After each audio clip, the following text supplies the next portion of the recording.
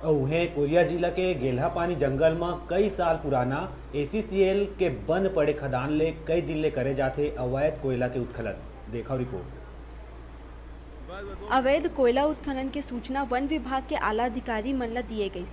अधिकारी मन मामला ला गंभीरता से लेते हुए खदान के आसपास मुखबिर तैनात करीस, जेखर ले सूचना मिलीस के बंद पड़े खदान के आसपास अवैध कोयला ले लदे बोरी रखे हुए हैं। वन विभाग अधिकारी रजनीश शुक्ला अपन टीम संग पहुंच के बौका में 240 बोरी अवैध कोयला जब्त करीस, जेखर अनुमानित कीमत 20,000 रुपये बताए जाते। दिनांक को मुझे सूचना प्राप्त हुई कि जंगल में कोयला अवैध रूप से उत्खनन कर रखा गया है। मौके पर जाकर देखा तो करीब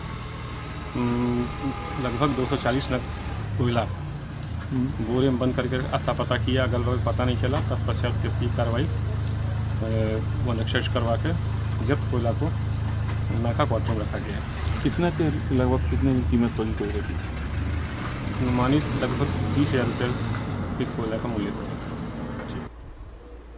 मौका में कोनो व्यक्ति नहीं पाए कोयला ला जब्त कर कार्यवाही करे जाते। कोरिया ले डिजिटल रिपोर्टर संजय गुप्ता की रिपोर्ट।